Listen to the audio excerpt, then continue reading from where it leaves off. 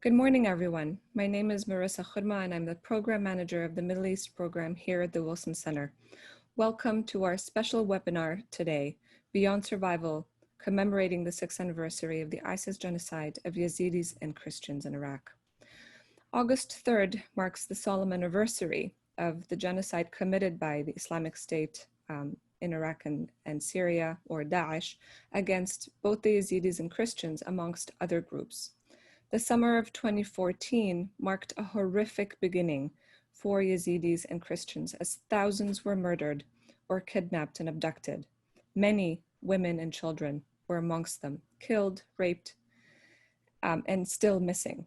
ISIS took innocent lives and destroyed their cultural and religious heritage with one goal in sight: annihilating an entire people and their memory.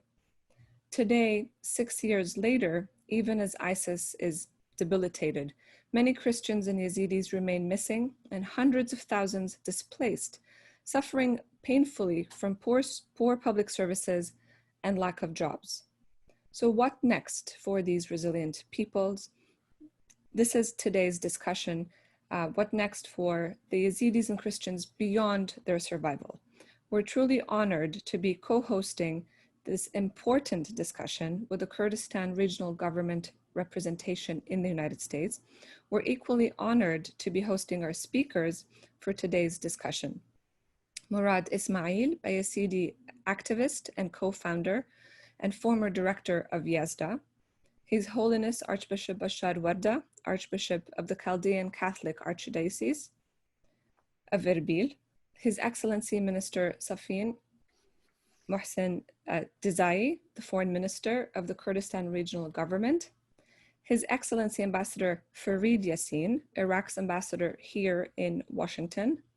Mr. Joey Hood, Principal Deputy Assistant Secretary of the Bureau of Near East Affairs at the Department of State, and His Excellency Karim Khan, Special Advisor and Head of the UN Investigative Team to promote accountability for crimes committed by Daesh, also known as Unitad. And moderating our discussion this morning is my esteemed colleague who recently published a must-read piece on the Yazidis, Amy Austin Holmes. So without further ado, Amy, I pass this on to you, and thanks to all of you for your time today. All right, thank you, Marissa, very much for that kind introduction. And thank you to all of our distinguished speakers for taking time to be with us today to commemorate the event and to also think about how we can move forward beyond the mere survival of Christians and Yazidis. I want to begin with a quote from the Free Yazidi Foundation, a statement that they put out for the 6th-year anniversary of the genocide. And so I quote this from their statement. It's available on their website. Quote, "Although it has been 6 years since the genocide began, there has been little concrete justice so far. International justice for atrocity violations requires a long, difficult, and slow road. We understand that, and Rwanda and former Yugoslavia have illustrated just how long the process of justice can be. On the other hand, it has not been difficult for Iraq, the United States, and European countries to bring charges against ISIS members for material support for terrorism or membership in a terrorist group. That is a first step, perhaps. But to understand ISIS members only as terrorists misses an important point. ISIS crimes of kidnapping, rape, and enslavement are not minor details. The enormous scale of enslavement and sexual violence have not yet registered properly in domestic or international courts. These are terrorists, that is true, but the crimes that have been committed were more sinister, brutal, and sadistic than suicide bombings or IED traps. Genocide, crimes against humanity, torture, and enslavement are categorically different than terrorism." End quote. So many were hopeful that the defeat of the territorial caliphate of the Islamic State in both Iraq and Syria would ensure the continued survival of endangered religious minorities, in particular Yezidis and Christians. However, there are still an estimated 2,878 Yazidis who are still missing since 2014. Until this day, Yazidis are forced to pay ransoms of tens of thousands of dollars to free their family members who have been kidnapped. and many are still held in captivity. Now, I want to speak just for a few minutes about Syria before we turn it over to our distinguished speakers. As Marissa mentioned, I just published a report focusing on the Yazidis in Syria because they've often been overlooked, both in academic literature and in policy discussions. Now, over the past decade, Yazidis in Syria have lived under 4 different kinds of rule. When the forces of Bashar al-Assad still controlled northern Syria, Yazidis experienced systemic denial of their identity. In prior decades, many Yazidis had been stripped of their Syrian citizenship and had been rendered either as foreigners in their own country, ajanib, or entirely stateless, maktoum. Those who were allowed to retain their Syrian citizenship were forced to register as Muslims, not Yazidis. Now, after the forces of the Assad regime withdrew from northern Syria in mid-2012, Yazidi villages in Afrin and Jazeera cantons and elsewhere were, for the most part, protected by the Kurdish-led YPG. I think most people don't realize that there are an estimated 95 different Yazidi settlements in Syria. So it's quite a large population, and they've been, spread across 5 different regions of northern Syria, which I outline in the report. Now, when the Islamic State took over large parts of Syria and established their so-called caliphate starting in 2014, they were unable to launch a genocidal assault on Yazidi communities in Syria as they had done in Sinjar, because for the most part, the Yazidi settlements were guarded by the YPG and the SDF. So there were minor attacks in various villages and regions. However, there was nothing similar in scale to the genocidal assault in Sinjar, and that's an important point. However, Yazidis who were captured in Sinjar by ISIS were bought and sold in slave markets in numerous cities across Syria, just as they were in Iraq. They operated slave markets in Albab, Al-Mayadin, Shadadi, Raqqa, Palmyra. There were other holding sites in Tel Hamis, Dir ez-Zor, Manbij, Al-Tabqa, and elsewhere in Syria. However, in those areas that fell under control of the YPG or the SDF, and then the Autonomous Administration, there were laws passed that for the first time recognized the Yazidi religion in Syria. So they were no longer required to identify as Muslims. They could openly embrace their identity. They were even represented in the Ministry of Religious Affairs and numerous local councils and committees. For a few years, they lived relatively free from persecution and fear of annihilation. However, that ended in January 2018 in Afrin, and then in October 2019 in the area around Ras Al Ain and Serikane, when there were 2 Turkish interventions. Now, since then, as a result of those 2 Turkish interventions, all of the Yazidi villages in Afrin, where Yazidis have lived since the 12th century, all of those Yazidi villages are now under Turkish control. All of the Yazidi villages around Ras Al Ain, Serikane are under Turkish control. More than half of the sacred Yazidi shrines in Afrin have been destroyed or desecrated, making it virtually impossible for Yazidis to openly practice their religion in Afrin. And some of the militias in Afrin have kidnapped Yazidis and forced them to renounce the religion. Just a few examples: on February 5 of this year, 2020, a 19-year-old Yazidi woman was kidnapped in the village of Karabash. She was reportedly tortured and forced to renounce her religion. March 5 of this year, a 20-year-old Yazidi woman by the name of Ghazala Batal was kidnapped in the village of Burj Abdallah by the Hamza division. Just a few days later, on March 9, her mother, Kuli Hassan, was also kidnapped by the same militia.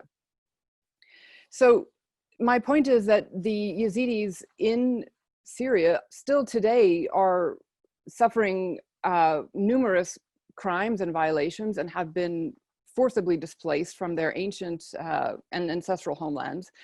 And so we need to, I think, also keep in mind the fact that we're not just discussing something that happened 6 years ago in 2014, but that there is a continued practice of removing Yazidis from their ancestral homelands, as well as Christians in the region around Ras Al Ain and Serikane and elsewhere in northern Syria. So I want to end now and turn it over to our distinguished panel of speakers. Our first speaker, as Marissa mentioned, will be Murad Ismail, the co-founder and former director of Yazda. So, Murad. And you'll have to unmute yourself, please. Amy, thank you. Your Eminence, Archbishop Waderda, Your Excellencies, dear friends. First, I would like to thank the organizers for this really important event, and it's really a good time to have such event. As we commemorate the 6th anniversary of the genocide, I believe it's time to review and reflect. To this moment, we respond to multiple emergencies that include 2,800 Yazidi women and children who are still in captivity. 2/3 of the Yazidi population who are still displaced. Similar percentage of the Christian community still displaced as well. We have over 1 million Christians who've left the country and hundreds of thousands of Yazidis who also become migrants. We have more than 70 mass graves who remain to be exhumed. We are still searching for pathways for accountability that go beyond investigation. There are 40,000 ISIS militants in both Iraq and Syria, and we currently don't have a process to put them on trial for genocide. In addition to the genocide consequences, COVID is creating a deep economic depression across Iraq, and I'm really very worried about the economic situation. Minorities in Iraq and Syria have reached their limits. What we do over the next few years will really determine whether minorities can survive or not. The answer to me after 6 years of working on this is really not clear. I think if the current situation continues, we could reach a point of no return, and we have already reached the point of no return for the Yazidis in Syria. But I do not want to portray a doomsday here. A lot of great things are happening. The work that Mr. Karim Khan, my friend, is great. A great job he's doing on behalf of the justice and survivors. NGOs are working very hard to reestablish basic services, and minorities are really finding resilience and becoming more resilient. And that's really very important. You know, I myself witnessed ourselves how we evolved from nobody, you know, students, nurses, teachers. Then we started defending the cause, and we're doing what we are doing right now. For the Yazidi community, for the first time in their history, they have free voices. They have strong voices. They understand the complexities of local, national, and international politics and geopolitics. And they are also trying to become pragmatic. We're learning how to work. We're learning. It's a very difficult process. Yazidis, our minorities, are also working to learn to work together and to cooperate. The cooperation between minority is critical, and I believe it's today more critical than ever. Because the situation is very complex, and I would like to classify the situation per tier 1, 2, and 3. And that classification hopefully will help us look into the issues and hopefully propose some solutions for them. I call tier 1 the AAAS, which is accountability, which is administration, accountability, access, and security. These are the tier 1, the most important issues that I see facing minorities. The administration, the local administration of both Nineveh Plain and Sinjar, as you all know, is currently under the structure of Nineveh province. And as you all know also, Sinjar has no local governance for the past 6 years. To me, that Nineveh structure is not capable to responding to the aspirations and needs of the population, to the majorities and minorities alike. Nineveh province have failed, and also was a reason where we had ISIS in Iraq. It's not a well-managed place. For that reason, Yazidis, and I think because of the speciality of the circumstances of Nineveh Plain and Sinjar, and in the areas between them, you know, including Talafar, Rabi'a, Zammar, the strip of land that goes, it's a very unstable place over the years. And that's for that reason, I think Yezidis and Christians have proposed the idea of a province or 2 provinces that will be multicultural, that will include, you know, almost all components of Iraq to be able to deal with that situation. In administration-wise, I think we should look seriously into this proposal of a province or 2 provinces. totally within the constitution of Iraq, which is similar to what happened to Halabja, for example. Accountability, I think it's also vital for that accountability is done correctly, which will both require an international process and a national process. Yazidis are asking for an international tribunal court, and I think the best place for it to be established in Iraq to deal with the 40,000 ISIS militants currently in prison. We also ask that the Iraqi judicial systems add new comprehensive laws for international crimes that include justice, trials on the crime of genocide, that go beyond that to compensation and go beyond that even to prevention, and creating a culture in Iraq that will persecute and will prevent future atrocities. Genocide is not a term we just use.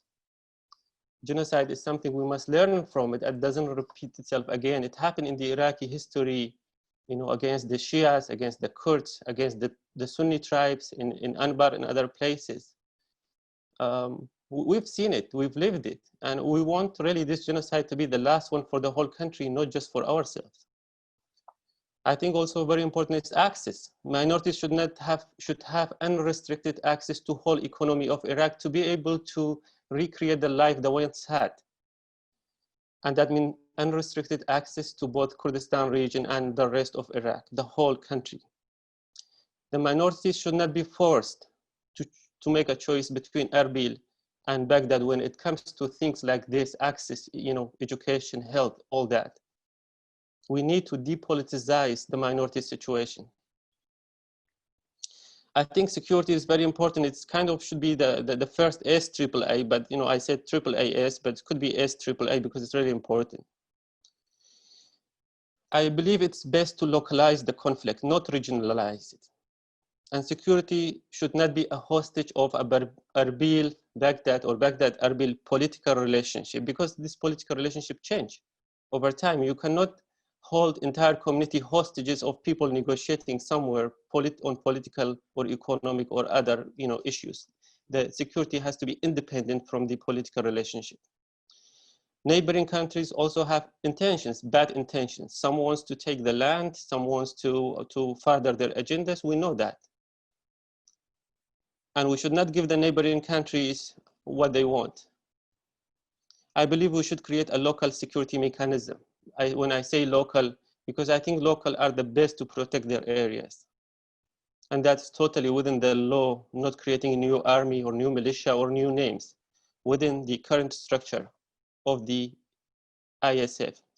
And I believe 50,000 people are needed to protect both Nineveh Plain and Sinjar. Because of the complexity, it's a border. Sinjar has 300 kilometers border, and Nineveh Plain as well. So 50,000 will be enough to protect the area. And I believe federal police is the best solution, not the regular police, but federal police, because it's equipped better, it can be trained, and it can protect.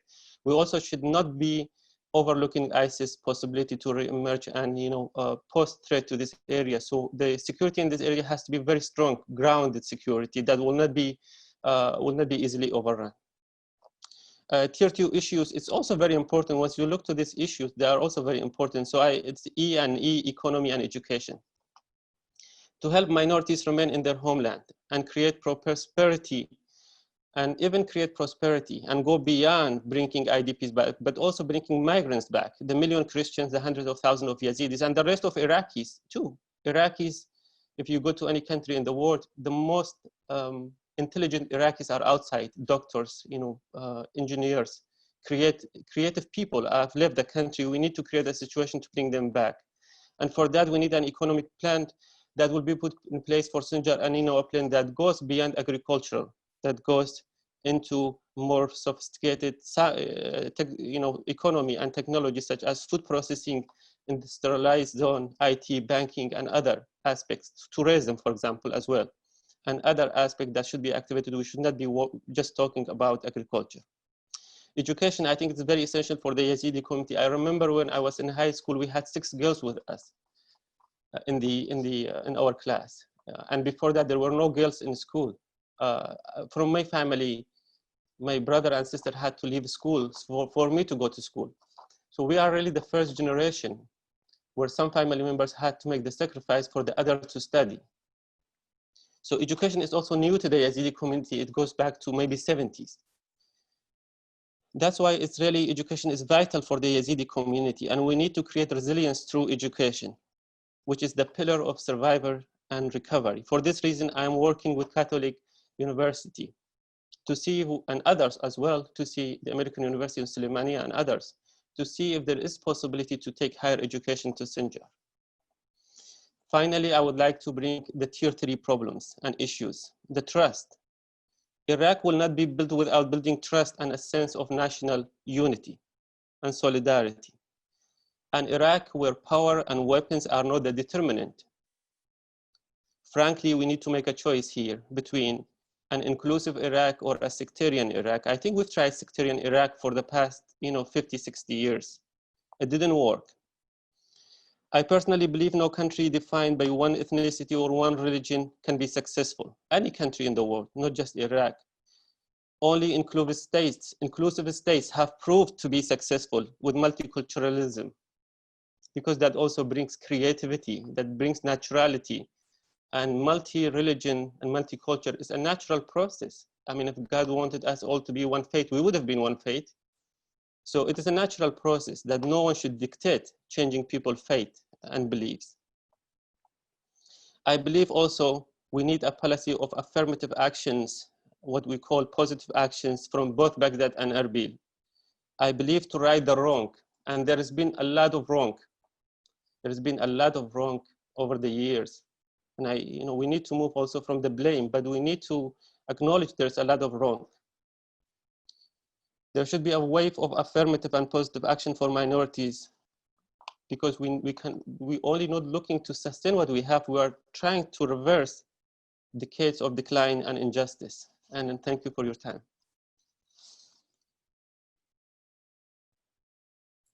Thank you so much, Murad, for those very important comments. And we now will turn to our second speaker, Archbishop Bashar Waderda of the Chaldean Catholic Archdiocese of Erbil. Good morning, and thank you. Special thanks also to Her Excellency Bayan and the Wilson Center for hosting this important event. I'm grateful to be here with you all today. To begin with, I would like to make a special note here of the solidarity and trust between the Christians and Yezidis people in addressing the situation which we face. As an example of this, our university, Catholic University of Erbil, has recently proposed a 2-year project to the US State Department to establish the Iraq Justice Project. And this project, one of the key leaders will be Mr. Murad. A big word of thanks to you and to your really great work, a panelist from today. On this 6th anniversary of ISIS genocide in Iraq, I believe there are 3 fundamental issues that confront us today. First, is there a will, both within Iraq and international community, to truly put in a place the long-term commitment to stability and livelihood that are necessary for the Christians and Yezidis, not just merely survive, but to thrive and live within dignity. In these recent years, we have seen very substantial help from the US. This support has made a critical and important difference to our ability to continue viable communities in Iraq. We pray that this support will continue into coming years. As it relates to the Iraqi and Kurdish governments, will they truly commit to supporting the efforts of the Christians and Yazidis to build and operate the anchor institutions that are so critical for our communities to maintain hope for a future in Iraq?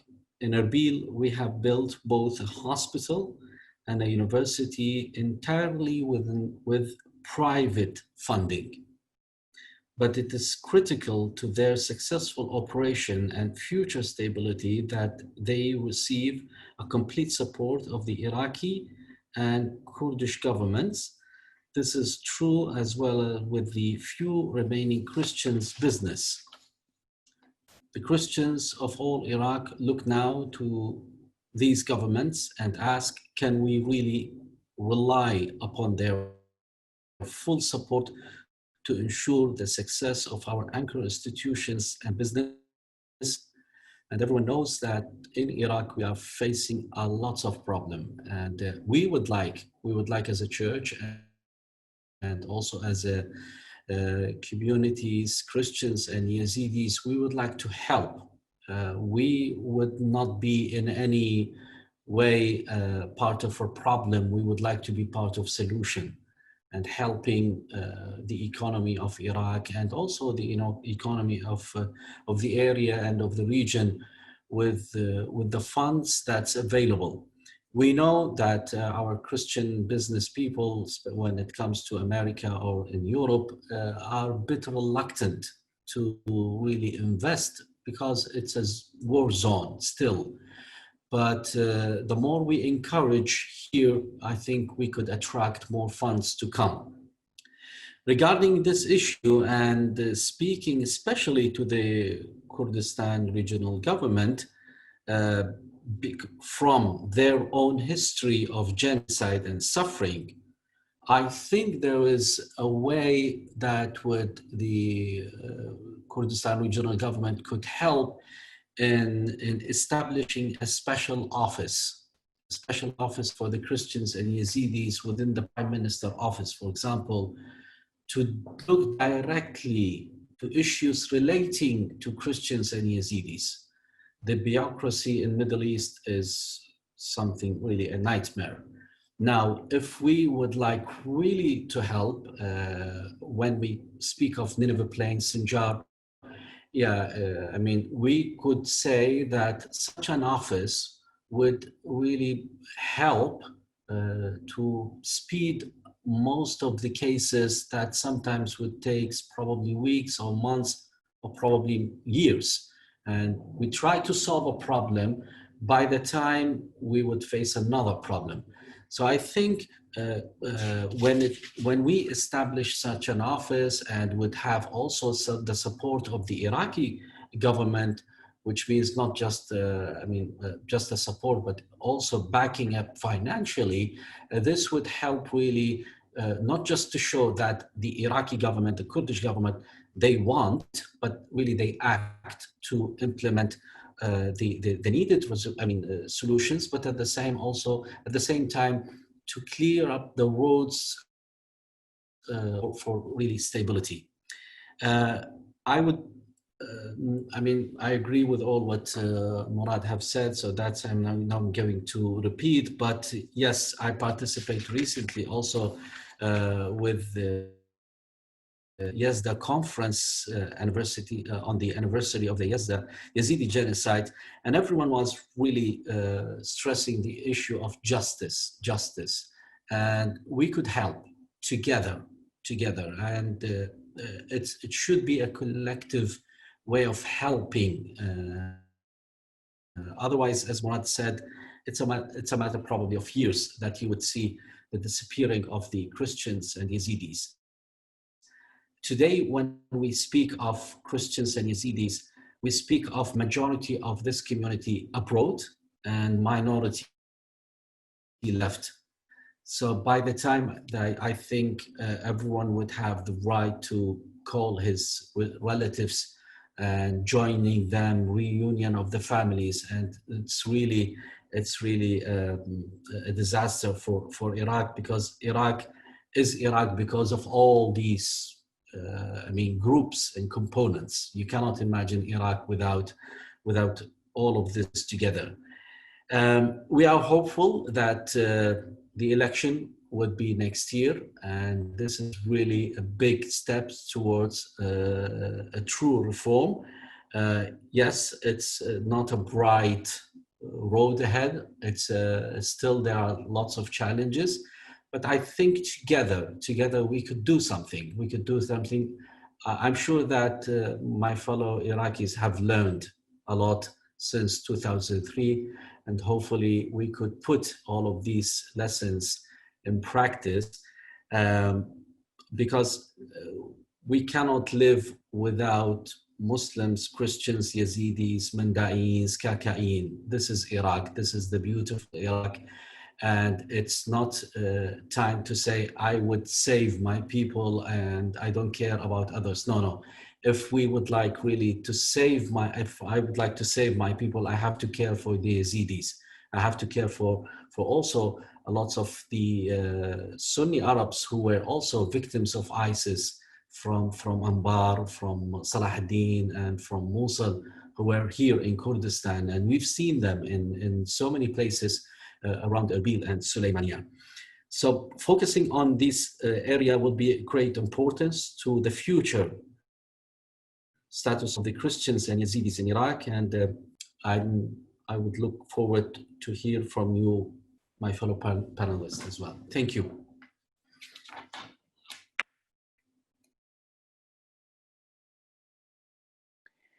Thank you so much for those important remarks. We'll turn now to Karim Khan, the Special Advisor and Head of Unitad.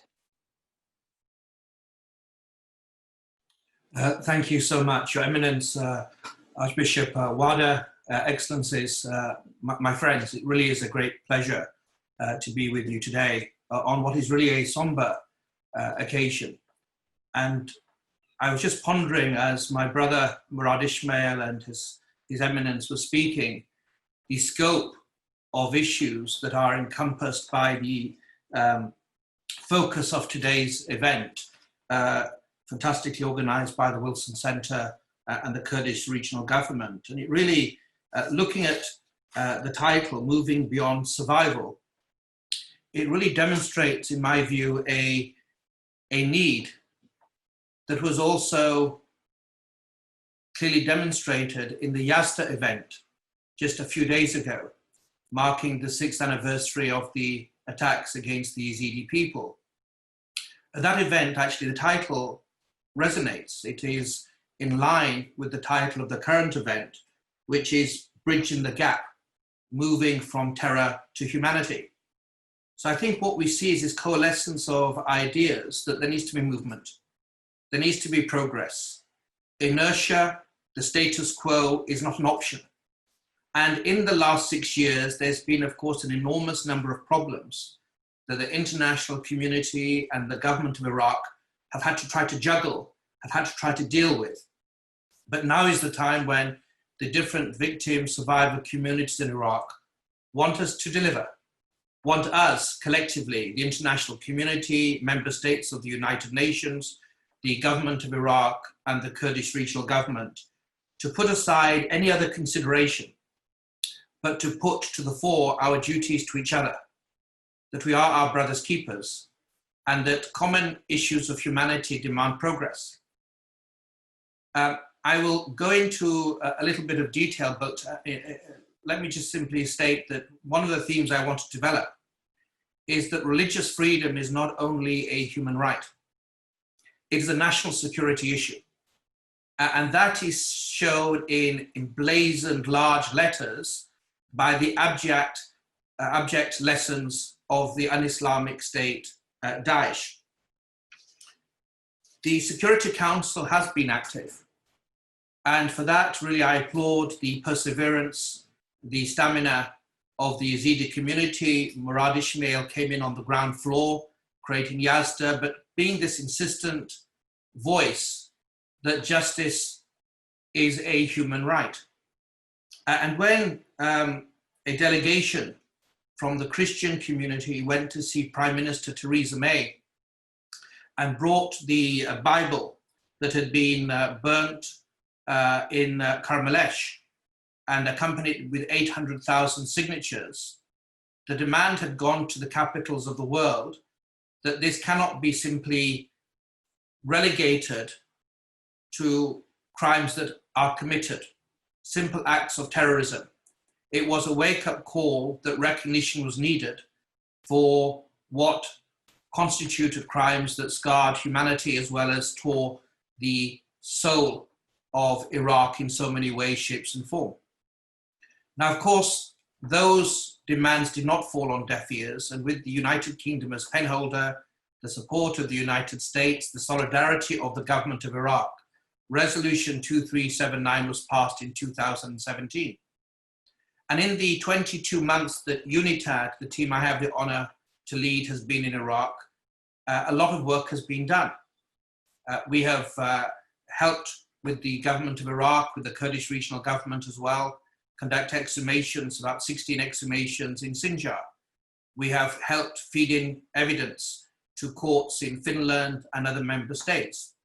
We have been working with the Iraqi judiciary to help them build capacity, but also obtain information so that we can move forward with real accountability.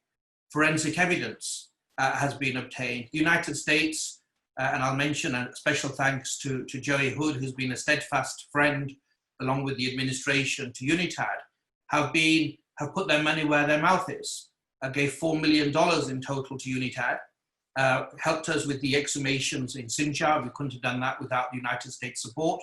And in fact, $1 million allowed in March of this year a dedicated team to be created focusing on the crimes against the Christians. So this common humanity requires us to accept that there's no group in Iraq that was left untouched by the horrors, by the cruelty, and by the perversions of Daesh. Whether they are Christians or Yezidis, Shia or Sunni, Kakai or Shabak, anybody who refused to accept that false creed were targeted. And Unitad, with the support of the international community, now have 5 investigative teams looking at all the major groups that have been targeted. We have online members of my team, James Hyatt, who's the head of the field investigation team looking at the crimes against Christians, Dr. Karim, who's the head of the team looking at crimes against the Yezidis, and Sharita Ashraf, who's the officer in charge of field investigations. And the wounds did cut deep. Once one individual that the team interviewed stated that on one day alone in 2014, 17,000 Christians moved to Erbil. And this witness's words are that the people were still alive, but their souls were destroyed. This is not some stage managed soundbite that I am presenting. This is a normal individual who has been profoundly affected by the crimes of Daesh. And it is for this reason that proper accountability is needed. Nadia Murad, this great daughter of Iraq, said a few days ago that she was very grateful for the support of the international community in creating Unitad to investigate. But she came out with a very clear and simple and yet profound message that we want our day in court. If we are to fully expose the virulence of the crimes of Daesh, to debase the ideology, to show the greatness and the resilience of the Christian, the Yazidi, the Shia, the Sunni, the Kakai communities, who not only survived Daesh, but I have so many examples where a Sunni has saved a Yazidi, where a Christian has been saved by a Sunni, where actually communities also came together during those very bleak occasions, bound not by their religion, but by their common humanity. And both His Eminence Archbishop Waderda and Murad Ismail spoke an important truth when they said that the progress of a country requires the full potential of its people to be recognized. I don't think it's correct with respect to Murad Ismail that all the brilliant people in Iraq are outside. There's wonderfully capable and brilliant people inside Iraq. But the challenge of good government anywhere requires the best of the people get promoted, get an opportunity to serve and deliver based upon competency, based upon their merit, as opposed to their tribe, their religion, or their ethnicity. I noticed that the government of the United States just a few days ago announced that Hala Jarbu, a Chaldean Iraqi, was appointed by the United States government to the District Court of Western Michigan. So Iraqis are world class. They're good enough for the United States. I hope they can also be given an opportunity and be seen to be good enough for Iraq itself. My last point, if I may, is this. His Excellency Barham Salih presented a law to the Parliament last November, which would allow Iraqi judges to prosecute the acts of Daesh as genocide, crimes against humanity, and war crime. It also allows Unitad, it will allow Unitad to give evidence and feed into those trials. That law is important, not only to recognize the suffering, not only to allow survivors to come into the courtroom, confront those criminals who have tried to debase them, tried to stifle them, tried to extinguish them in many cases, and allow them, their voice to be heard now and for the future. But also it speaks to an important reality that that stage, that platform, based not upon polemics, but based upon evidence, independent evidence that Unitad is collecting, that the government of Iraq has, that other partners are helping Unitad collect, can create a record that can increase social cohesion in Iraq whilst separating the criminality of Daesh.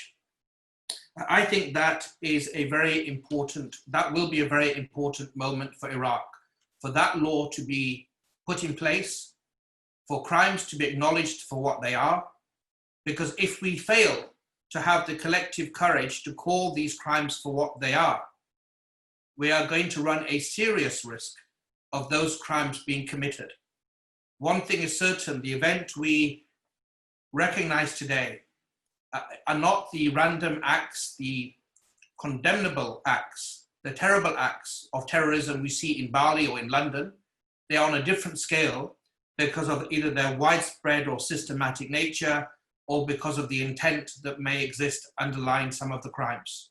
But those legal determinations, as opposed to the political determinations of genocide that the European Union and the United States have made, are as different as night and day, because they're not political determinations, they're juridical ones based upon evidence proven, tested in a courtroom beyond reasonable doubt. Inaction is not an option. I think together with the government of Iraq, with our partners around this virtual roundtable and the international community, we owe it to the survivors to fulfill the promises we all have made to them, that Unitad will not be a fig leaf, justice will not be a mirage, but it will be something that they will taste, that they will drink from, and that will be an important foundation to the future of a more vibrant, effective, inclusive, and pluralistic Iraq. Thank you so much.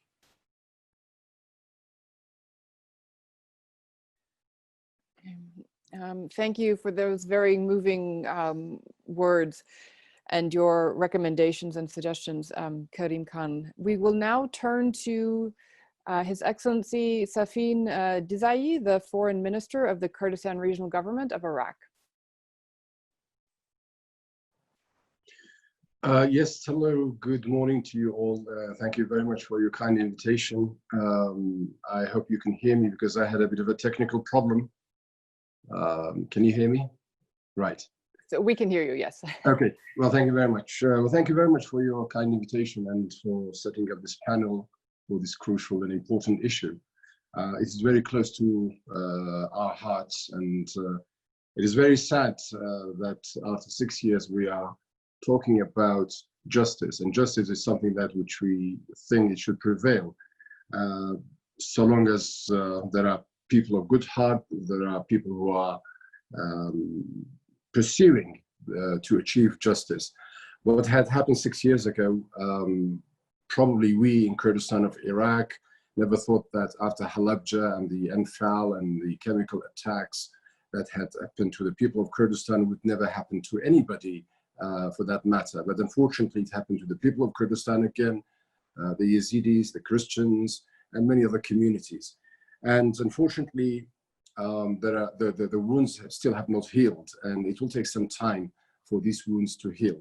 And perhaps part of that would be to have justice, and to have also to pursue the fate of those who have been abducted.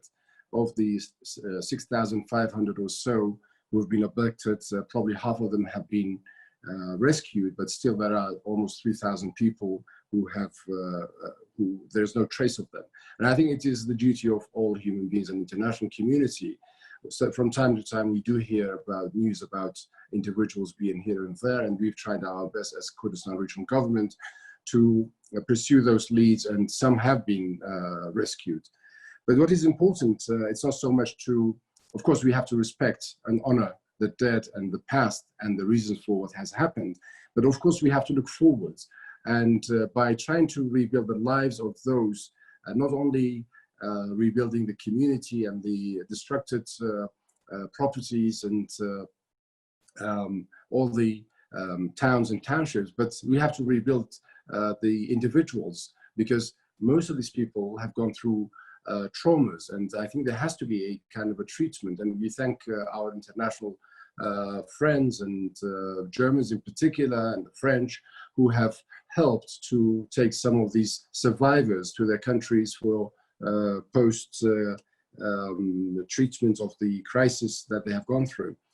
One thing which is important for all of us is to help these communities to return to a degree of normality, but unfortunately in the current circumstances it is not possible.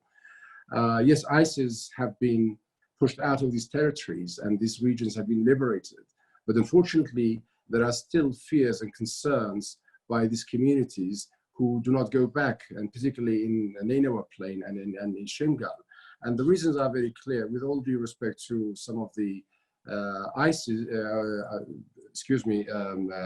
Daesh, who had committed these crimes against people, but obviously there was a major effort to liberate these areas, and the Peshmerga forces did a great job, and the Iraqi army did a great job, and of course some of the Hajj al-Sha'bi in that area. But there are still elements of Hajj al-Sha'bi in Sinjar and in Nineveh Plain who are putting a lot of pressure on the returnees. And particularly in Sinjar area, where we have some offshoots of the PKK, which has also created a pretext for Turkish intervention. And there has been bombardments of that vicinity time and time again. So it is important for us to help these communities, and for the federal government and the regional government in Kurdistan to work together to make sure that a new system, a new administration, and new security arrangements are in place that would suffice the needs of the people, and to create confidence and trust for the people to return. Almost 80% of the people of Sinjar are still living in refugee or IDP camps, and it is absurd for people to live in their own countries as IDPs. There is a lot to be done, but on the other hand, when we talk about justice, and of course, thank you for the work of Unitad, we acknowledge that and what they have done so far. But a lot has been done since 2014. A special committee was set up in the Council of Ministers in Kurdistan, involving several ministries. And we knocked on the door of ICC, and we knocked on the door of everybody. But unfortunately, we did not see any positive response. And of course, there are reasons for that. Iraq not being a signatory to the charter, and then it requires probably much more of a setting of a local court on the international level. And this may solve some of the problem. And I think what Mr. Karim Khan is doing is a great job. And we as KRG are there to help out, and we will definitely continue with our assistance. So there are several areas. First, to treat the past wounds and to make sure that these people will get the proper treatment, and for them to return to their homes and to rebuild their lives, and to provide the basic services, security, and also to make sure that justice prevails. And that can only happen through the good efforts of both the regional government in Kurdistan and the federal government, and with the help of our international partners. I think briefly that's all I can say at the moment. If there will be question and answer, I'll be more than happy to take. But sorry, I was a bit late to enter the session because I had some technical problems.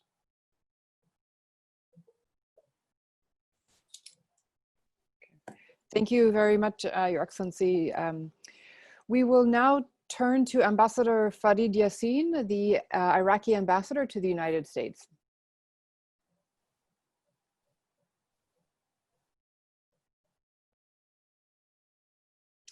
Could you please unmute yourself? Can you hear me now? Yes, thank you. I'll run into technical problems. Anyway, look, to begin with, I would really like to thank the initiators and the organizers of this event. It's really important. It is a sad commemoration, so I do not feel any joy at being here. But I'm comforted to be on this panel, whose members I know and respect, and some are personal friends. I'll mention two amongst them: my predecessor on this panel, Safin Dizay, whom I met in Baghdad during the days of the Iraqi Governing Council. A few people know that our links are older. His father and mine were ambassadors of Iraq before Saddam Hussein turned things terribly bad. And his brother, Sherwan, I shared high school friends with. We were members of the same class at one point. And he was a very effective chief of staff of our legendary foreign minister, Bashar Zabari. And Joey Hood is one of my principal counterparts now at the Department of State, and he had a stellar performance in his service as a deputy chief of mission in Baghdad, where he did certain things that will stay in my memory for my whole life. So thank you, Joey, for this. Now, ISIS was unleashed on Iraq in June of 2014. From the outset, they committed horrible crimes, such as the massacre of more than 1,700 unarmed cadets at Camp Speicher. But what they did to the Yazidi population is their worst, and it will come to identify them, just as the concentration camps and gas chambers came to identify the Nazis. So of all the dates associated with ISIS, August 3rd is the saddest, and trying to describe it is not easy. One word that fits is infamy. August 3rd will live in infamy. And it is appropriate to refer to the evil of Nazis because it is the very same, resting on the same kind of ideology that denies the other the right to exist. We have known that kind of ideology in Iraq with the rise of the Ba'ath Party, and have seen that evil at work in the Anfal campaigns and mass graves of the uprising in 1991 and later, and the terror of Al-Qaeda that morphed into ISIS. There is a direct lineage between these entities and sometimes the very same people. And unfortunately, they are capable. Take, for example, Al-Qaeda. It was defeated by the surge and by the fact that local populations turned against them because, among other things, they were forcing local families to give them their daughters when they were still children as war brides. Nobody would accept that. So ISIS learned from this and targeted women from communities that could no longer fight back. They very expertly used social media as a propaganda and recruitment tool to recruit impressionable young men to join their ranks and impressionable young women, all victims, often from migrant communities in Europe, to become wives of their fighters. And then they targeted the Yezidis, a small and ancient minority in what became their worst crime. So at all cost, we must prevent this from happening again. Why did we let this happen in the first place? That's an important question. ISIS should have been fought inch by inch when it entered Iraq. Perhaps it is because we in Iraq were not able to build robust and efficient institutions that are trusted by the people they serve. One positive consequence is that, and through a process that is by far not over, and that was and still is difficult and far too slow, we are rebuilding our institutions, and with the help of our allies, our armed forces, whether federal or local, and with them, we defeated ISIS overall, though they do, as was pointed earlier, remain a danger in small bands and sleeper cells. But what about the survivors? Well, they must be protected and helped to return to their ancestral homes, and they must be given economic assistance to rebuild their communities, and just as importantly, to thrive again. They must be empowered to be able to defend their communities by proper integration in Iraq's security forces. And then justice must be served, and healing provided both in soul and body. This unfortunately will not happen overnight, and Iraq will need all the help it can get. But I take this occasion to acknowledge and express gratitude for the remarkable work that Unitad is doing, and thank you, Karim Khan, for this. And for the many NGOs that are providing assistance, especially medical and sanitary assistance, especially important under the prevailing pandemic. And I want to express my special thanks for the KRG's authorities for the excellent management of the IDP camps. I was on the phone today with a friend, Father Patrick Desbois, who's a frequent visitor to Sinjar and the KRG regions. And he really waxes lyrical on the way the KRG staff have managed the camps and treated the IDPs well. And of course, it's not a normal thing for people to be IDPs in their own land. One positive sign is that of late, in the last few months, the number of returnees, though still insufficient due to the inefficiencies in the Iraqi administrative service, has really increased, practically tenfold. I'll give you two examples. A lack of funds, not a lot of money, has prevented a number of people from moving back to their areas. Why? Because they can't hire the cars that will help them move their belongings with them. Another, and that's an important topic that I should emphasize, is that local officials have been unable to go and undertake proper registration of people to put them on the registers, simply because they didn't have the means to go to meet them in their original communities. And this is, I want to say, a really important issue because, as was pointed out by Archbishop Waderda, we have forthcoming and most important elections. And it is the duty of the federal government and all Iraqi authorities to enable Iraq's minorities to make their voice heard. Now, this is an issue that will be with us for a long time. You can destroy much in a minute, but it takes a long time to repair things. So what can we do? Well, one of the things that we are doing at the embassy is to see whether we can foster economic growth in the regions that have been liberated in Sinjar and in the Nineveh Plain by reaching out to private enterprise in the United States. And there are two communities that we are focusing on specifically. One is the Iraqi Diaspora. And as we all know, it is a very influential diaspora. I'll mention just one number. In the state of Michigan alone, the turnaround of Chaldean-owned enterprises, for example, exceeds $11 billion. So the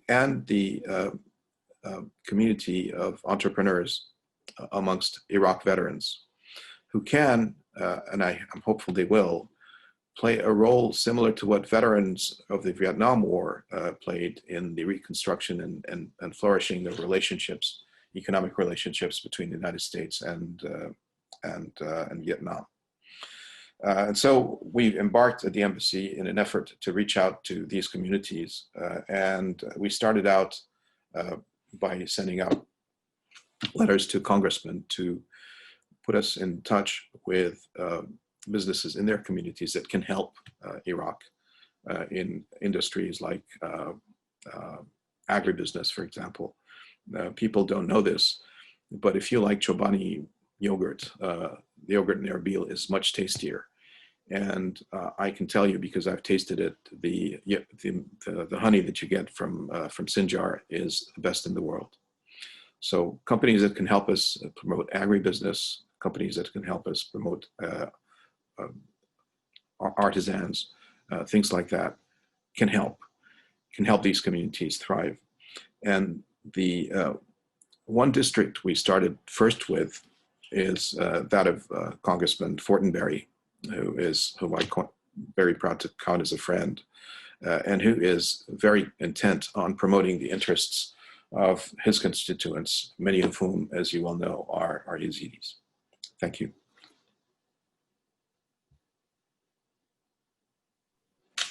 Thank you very much, Ambassador Yassin. We will now turn to our final speaker, Mr. Joey Hood from the Department of State. Thank you, Amy. And warm greetings to all of my co-panelists whom I all count as dear friends that we've worked on these issues with for several years. And thank you to the Wilson Center and to the KRG representation for putting this together and inviting us here. Let me state clearly at the outset, it is one of the US government's highest priorities to facilitate the safe and voluntary return of all Iraqis who were targeted for genocide. That's why since 2017, we've provided nearly $500 million in assistance specifically to help people like Yezidis and Christians and Shabak Shia and other displaced Iraqis in the north to return to their homes. And that's on top of the billions of dollars that we've spent since 2014 in humanitarian assistance. It turns out we've become very adept at keeping people alive with food, water, medicine, and temporary shelter. We've also rehabilitated a lot of light infrastructure, such as the electricity plant and schools in the village of Telaskov, which I was happy to visit several times with Father Salah Arkajo, and water in Batnaya and a hospital in Hamdaniya, which it was such a joy to visit last year and to see on average 16 babies being born every day there, and to lay the cornerstone for the construction of the second phase of the hospital. But what's the point of all this? What is the point of all this work if people are too scared to go home? You know, I want to be relieved that people are going home in greater numbers now, as the ambassador mentioned, but from everything that we've learned, it's because they're more afraid of COVID-19 in the camps where they're living than they are of the unregulated armed groups that are occupying their homelands, as Minister Safin so beautifully described. You know, these armed groups are demanding bribes at checkpoints. They soak businesses for protection money. They put people in administrative positions so they can get contracts sent their way. Who wants to live life governed by the mafia? Nobody. And that's one problem that the United States cannot solve for Iraq. It's up to the Iraqi authorities, both federal and regional governments working together, as we've all said here.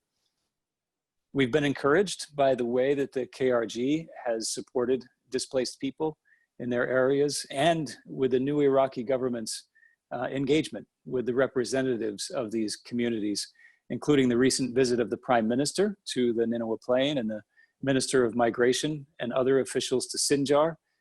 These are unfortunately firsts, but it's great that they're now happening, and more needs to be done. The United States is ready, and you know, that was one of the questions at the outset of this whole panel, is what can the United States do to help? We're ready to help train, equip, and support the type of police force recruited from local communities that Murad was talking about. We're ready to direct more assistance to the Nineveh Plain and to Sinjar once we have security forces and an administration there that we don't have to do battle with, but that we can work hand in hand with. But even if all of these things come to pass, we have to accept the reality that 6 years on from the genocide, not everyone is going to choose to return home, even in the perfect conditions. For those people, we need to be working on ways where they can thrive where they live now. And that's a responsibility that is going to fall largely on the KRG and its institutions and the private institutions in the Kurdistan region, because that's where most of these people are living now. The United States also stands ready to help with that challenge, but it's something that we need to be talking about more and in greater depth. Thank you.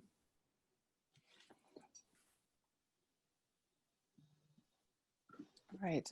Thank you very much, Mr. Hood. And thank you to all of our speakers for your very important remarks and for some of the practical suggestions that you made. I just want to remind the audience that you can submit questions on Twitter.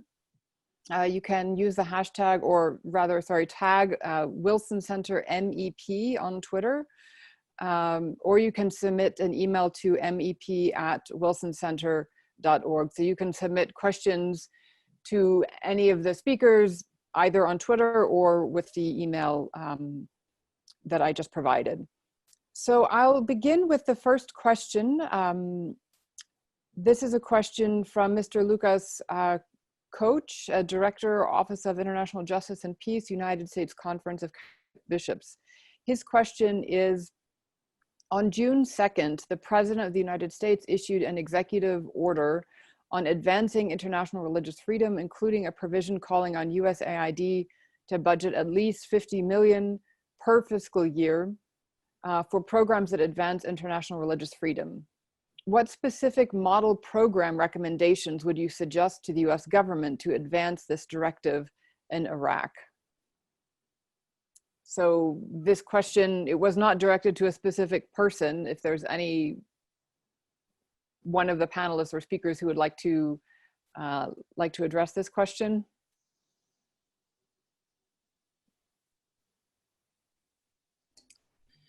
I would say one of the most important issues that we've been always talking about is the curriculum, addressing specific issues when it comes to the curriculum at the primary and secondary school. This is really, really important to change some of the subjects and materials which is there. And also education. There's a lack of education. Since, I mean, everyone is aware because of the continuous war with, I mean, in the 80s and 90s, when it comes to education, education in Iraq have suffered a lot. And we need to go back and address these issues. Then when it comes to interreligious dialogue, making use of some of the experience that we've had around the world, and being aware this is a very specific case, a special case. Since 2003, everything was, I mean, there. Lots of issues which was not spoken, took a very violent way to be expressed among all the components of Iraq. And this is not just a matter of Christian Muslims, but even Shia, Sunni, all of these issues, when it comes together, we should be honest with ourselves, not to hide it. We have to say, we have a problem. We have a problem, and we should address it honestly, because this out of goodwill, and we should have this continuous dialogue, and not just in a specific area, but in different places. So education, I would say it's a key issue here that we should really spend some time with it and address it. If I may, I would like to, can people hear me? Yes, we can hear you. I would like to echo what the Archbishop just said. Education is critical. And one of the key ways of ensuring that religious tolerance and participation prevails in Iraq is to make sure that the Iraqi government includes in all its ranks people from all the different communities. And as we seek to make this Iraqi government as meritocratic as possible, that can only be done by providing a proper education to those that will run the instruments of the state. Now, until recently, we had a stellar program, I think probably the only program that was based on pure meritocracy in Iraq, which was a scholarship program that sent a lot of people to come and study in the United States. One of the one of those graduates is in fact a Yazidi woman who got a PhD in French, and trying to get my bosses at the foreign ministry to hire her. But many of these graduates do come to the United States. And this is a program that has been stopped because of the financial difficulties that we're facing right now. If some of these resources could be devoted to funding scholarships for people coming from underrepresented minority areas in Iraq, I think that would be a welcome addition.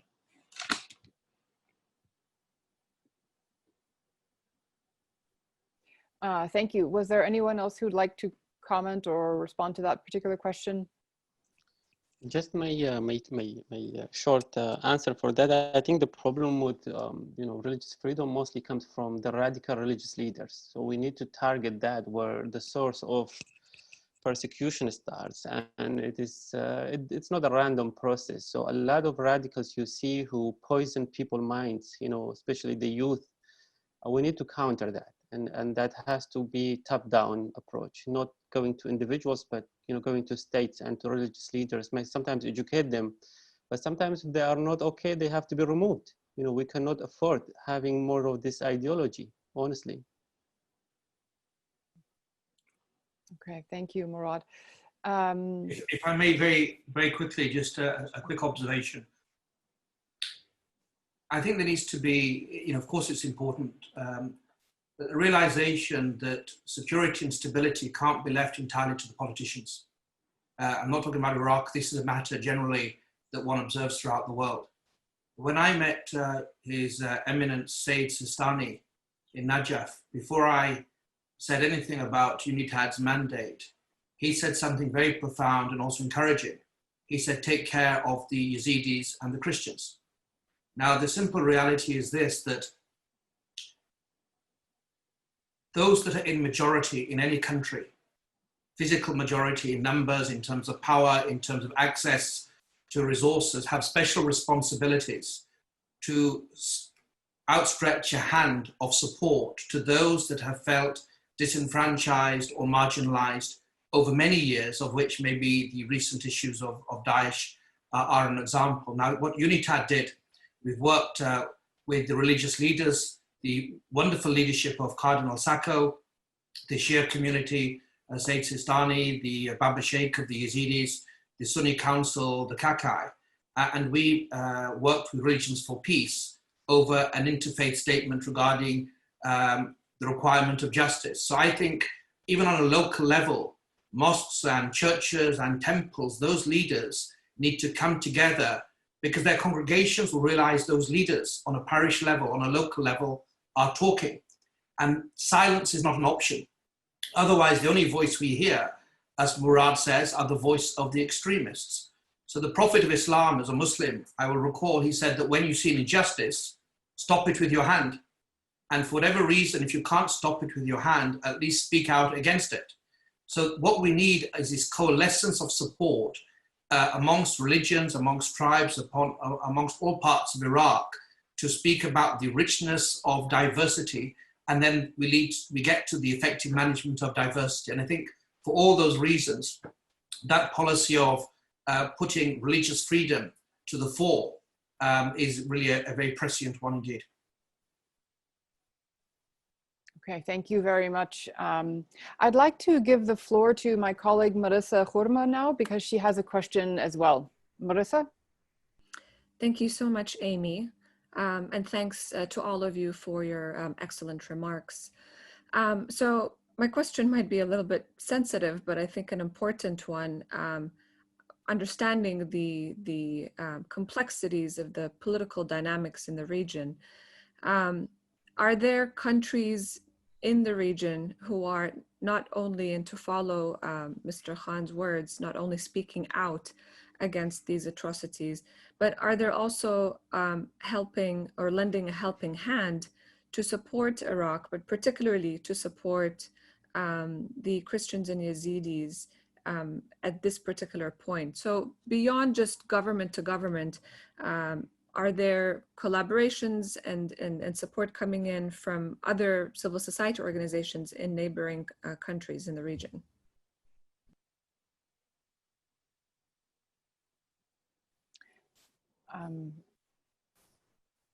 If anyone would like to answer that, please feel free to jump in. Murad speaking. I mean, the way I see, honestly, problems come from the region, not help. The region is complicating. The region is entrenched into this, political security conflict, and that reflects on the minorities areas, which really they are being pulled apart by different pools of powers, internally and regionally. So I haven't seen any of these countries, with their NGOs working, but I see their bombs, and their militias in the region working against the people of the region. I have not seen much help coming. I also have not seen much humanization of the problem when you go to the region. That's another problem. This cannot be a Western problem. This has to be a Middle Eastern, in the heart of the peninsula, in the heart of the Middle East. We have to discuss these issues of injustice and inequality and lack of fairness toward the minorities. We have to take the discussion to home, and we need to activate that there. So this is not seen as a foreign issue, because it's not. I mean, Middle East would have to do it itself. And so in terms of help, most of the help that I see coming, it's either American help or European help or Australian help.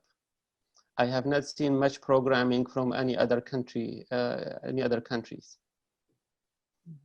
If I may add, on behalf of our friends, the Kuwaitis, they are a very small country, but they have spent a great deal of time and effort and money on healthcare in particular, especially in the Sunni areas. They're also working very hard with us and with the government in Baghdad to find ways to connect the electricity grid through Kuwait to the GCC countries, which will help, eventually will help a lot with Iraq being able to purchase electricity from those countries, and also eventually to sell it back to them when needed. So Kuwait is helping as best it can. I would say first, if I would like to get help, I will get it from the community. I mean, from KRG and from the Iraqi government. This is the way first I would act whenever there is any need, and then I'll move out. First, so I have to acknowledge, yes, I've seen NGOs from Kuwait, from United Arab Emirates, and from Saudi working. Not with us, only we've worked closely with the United Arab Emirates, but I am aware that these countries that I've mentioned, that they worked in several parts. The problem is that regional countries, it's a bit problematic when it comes to help, because we, as Christians, I must say, we would say, okay, what's the hidden agenda? So it have to be really, really very careful when you start. But having said that, this is not to say that they are not helping. No, I would say I've seen them working around in camps. But when it comes to us as Christians, yes, I've seen the Kuwaitis in United Arab Emirates, in Nineveh Plain, in our camps here also since 2014, and they've established also the Emirati hospital, for example. Most of the help that I've got since 2014 is from churches and agencies, Knights of Columbus, Bishop Conference, a lot of United States Bishop Conference, and then from the government, because when it comes to funding faith-based communities, until last year, we've been able to work directly now with the U.S. government. So it's just to say it's a bit problematic when it comes to neighboring countries. But this is not to say that they are not helping. There is help there. Can I add a few things, if I may? Sure. Yeah. Well, first, listening to all these valuable statements being made, I think one of the issues that, apart from healing the old wounds and trying to get people back home and security and stability and services. But I think for a degree of comfort to the returnees, perhaps some, not apart from setting up some local security apparatus, but also some kind of local administration or self-administration. There has been talks of having Sinjar as a new governorate. That's something that we in the KRG have supported fully, and we will push for it. And as far as Nineveh Plain, for example, of some kind of autonomous region for the Christian and Shebek and all of the communities living there. So that's another issue that needs to be really talked about at some point. Of course, it has political dimension and administrative and so on, but I think this is something which will add to the security and stability of the region. As far as I think it was mentioned, education, I totally agree. In the whole Islamic world, I think there has to be a revise of the education, not necessarily the school education, but we're talking about madrasas and all other institutions. And we in Kurdistan, and I think my dear brother Bashar Waderda confirms that, we have gone through that. Maybe we have not fully accomplished that, but certainly we have started that by having religious studies rather than just Islamic studies in schools. And even the Ministry of Endowment and Religious Affairs, it's not religious affairs only being Islamic, where we have all other communities having representatives there. In addition to that, in terms of aid and support, right from the beginning of the outbreak of ISIS attack in 2014, Kurdistan was faced with 1,000 kilometer front line with ISIS, but in addition to that, we had 30% population increase from Sinjar and other areas, Nineveh Plain, and also from the Sunni communities. Almost 2 million people, 1.6, 1.7 being IDPs, and about 250,000 being from Syria, at a cost of $1.4 billion annually to KRG. Even today, with some people have gone back, we still host 1.1 million people.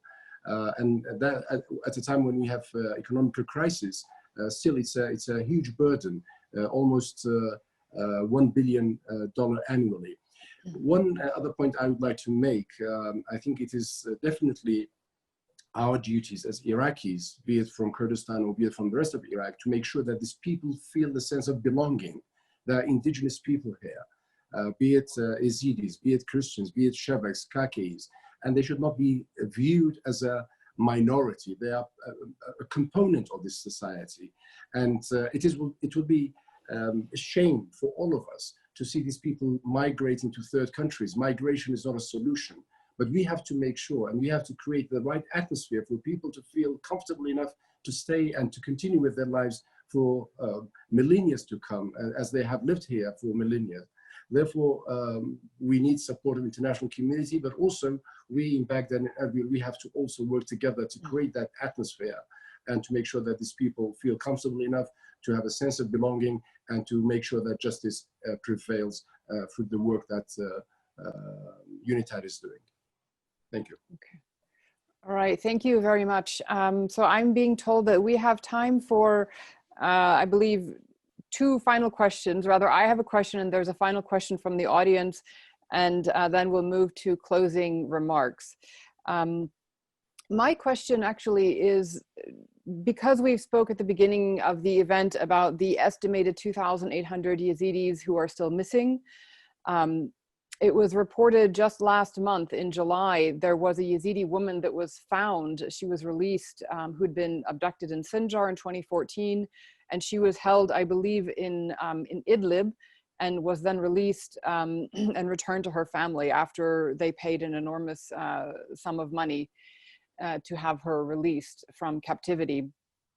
So because there are Yazidis who are likely still being held in Syria, could any of you speak about coordination efforts between the authorities in Iraq, in Baghdad and Erbil, and the authorities in the self-administration of Northeast Syria, particularly in order to find some of those estimated 2,800 Yazidis who are still missing?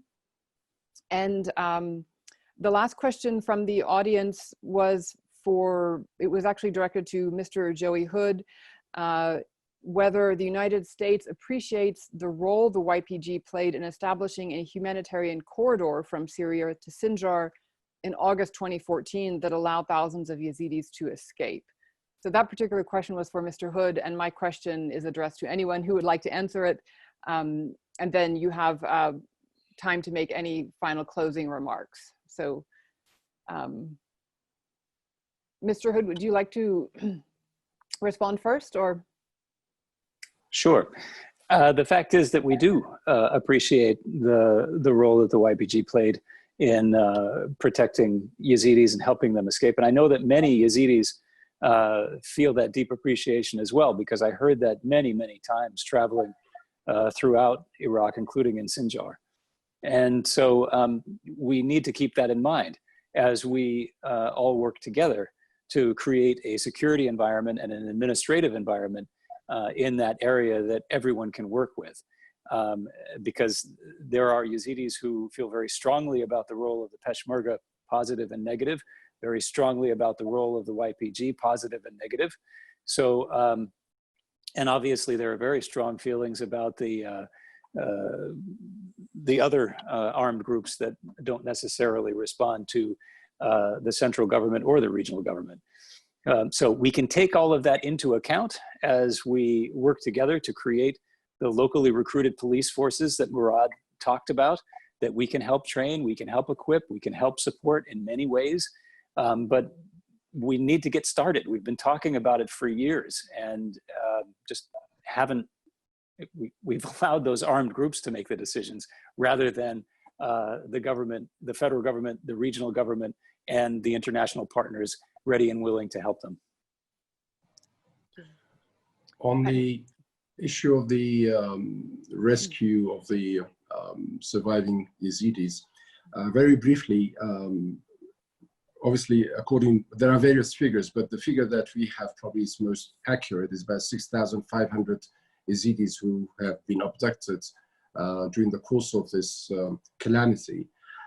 Immediately after that event, a special operations room was set up by then the Prime Minister Nesrin Barzani, and by reaching out to many areas, even inside Syria, through tribal leaders and through various ways and means, whenever there was news of an individual being taken by ISIS or by even being rescued by some local population, because we have heard very good stories that some families have harbored and have saved some people, but they were not able to send them back because of the situation.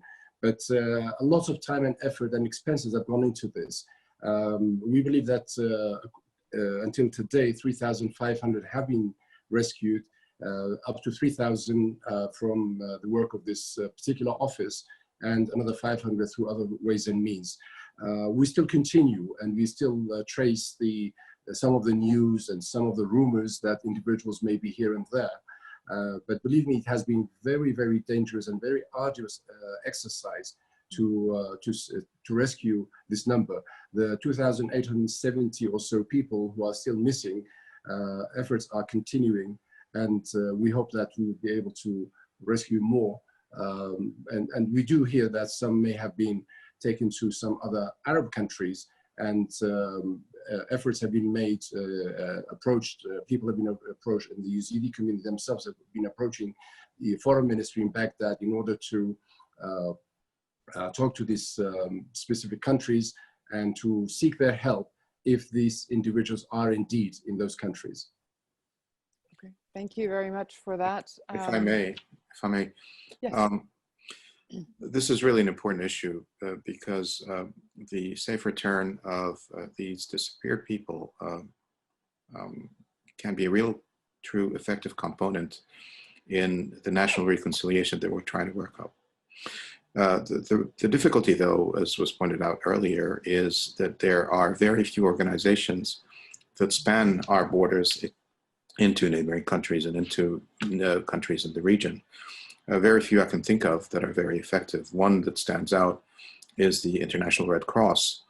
And I do know, for example, that they had a very good effort to try to reunite people who lost their relatives in Bosnia at the time. And maybe a similar example of exercise could be carried out in Iraq and neighboring countries.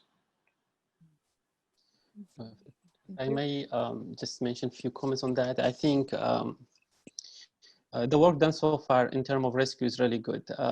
So it's about 3,500 have been rescued, mostly by local rescuers and supported, by the Kurdistan regional government. I think that's really something need to be acknowledged and respected. And I appreciate, I appreciate the KRG for putting emphasis on the rescue. It's really important. And the Yazidi rescuers also, Yazidi rescuers, a lot of them I know personally, they put their life at risk. They put their lives at risk, and they've really went to places and did the rescues. Without that work, much wouldn't happen. So I think also responsibility of Iraqi government to do something in this, which has not. The Iraqi government hasn't taken a single step in terms of rescuing Yazidis, except of maybe 2-3 individuals from the Mukhabarat, from the intelligence community, and one of them was received by Mr. Kadmi a couple of days ago. But except of these isolated cases, there has been no systematic rescue. And I think we asked Mr. Kadmi to organize a committee, to create a committee along with, with the KRG and with that could reach out to SDF, to the Syrian regime and others in the region. Because we know a lot, there are hundreds in the whole camp. There are hundreds of the people in the whole camp right now as we speak, because someone would have to go and extract them. And there are a lot of other complications, a lot of complications with that situation. So we would really like that to be created now. I mean, it will need funding. I mean, someone would have to commit funding for that work. It cannot be just putting some 5 officials together and say, go and do the job. I mean, this requires millions of dollars to do the rescues, and it has been costing money to do the rescues, and it has to be someone who would have to do the commitment.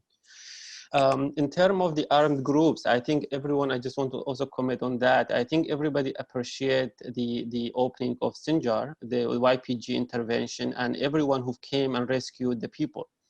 I think everybody recognizes that, but what we cannot afford is to keep these areas to be a militia-run area, from any militia. We cannot afford that. I mean, it's already 5 years have passed. We need to go to the rule of law, where the state, the prime minister should be the only person who give orders to forces what to do and what not to do. We cannot really afford foreign links, and I think. For you to resolve that, you need a process, a national process, a security process, and we have not seen that being looked at. So when I suggested this security mechanism and structure, we can bring these people, including the YBS. This is a very important question I wish we had time to address. Do people consider YBS as a PKK or not? Because YBS are about 2,300. There are Yazidis who came to the mountain to carry the weapons.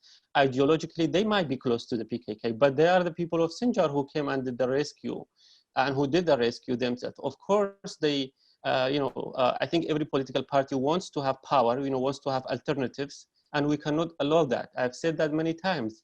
We cannot put the Yazidi community in the forefront against Turkey or against any other country. We have no hostility against Turkey. I mean, as a Yazidi activist, as a Yazidi leader, I'm saying that we are not going against Turkey, and we don't want our areas to be used as a base against Turkey. And that's very clear. At the same time, we acknowledge any help being given to our areas. We acknowledge it. We are grateful to it, but that does not have to translate now I have to have a different war against a regional country. We are not equipped for that. We need to heal our community. We need to localize the conflict. We need to have, I'm in Texas now. I don't see any police here coming from Oregon to police the street, I don't see that. Do you see that in DC? You don't see that. Why in Sinjar we see that? Why we see someone coming from another country or another region or another place to guard our places? We don't need that. We need to localize it. Every force in Sinjar and other areas need to be under the command of on the Iraqi official forces that are under the structure of the Iraqi state. That also brings to the discussion, we don't have the time. As you know, there is also about 8,000 Yazidi Peshmergas who were in Sinjar during 2014 and beyond, that Qasim Shasho, Haidar Shasho, a lot of great leaders, Yazidi leaders who really carried up the weapons, and now they are part of the Peshmerga structure. They are not allowed to come back to Sinjar. They are now in Zammar and other places. We have the Yazidi PMU, another group that's in Sinjar. So we have this security situation where it's a natural output from people trying to defend against genocide. It's a natural, and we need to have now deal with it. We have to deal with it instead of allowing Turkey or another country to come in. So I just suggest like a national dialogue on security. I really suggest a national dialogue on security with help of our friends internationally and with ourselves too. As I said again, we don't want to be cost of another political deal. We want to be part of the deal. Thank you very much, Murad. Those were excellent suggestions. I did have another question actually related to what you were commenting on, Murad, as to whether there are, I believe, 4 different coordination centers now that are being discussed between Erbil and Baghdad for security, and whether a 5th coordination center should be established specifically for Sinjar or the Nineveh Plain. That was one question that was posed also by someone from the audience. We won't have time, unfortunately, now to get into this, but I do want to thank all of our speakers for your time, and thank you for your suggestions for how the Yazidis and Christians can move beyond survival. And I thank all of the questions from the audience. Thank you to the Wilson Center, to Marissa, and the audiovisual team, and everyone who made this event possible. Thank you all very much, and I look forward to continuing this discussion, hopefully at another venue in the near future. Thank you all. Thank you as well. Thank you.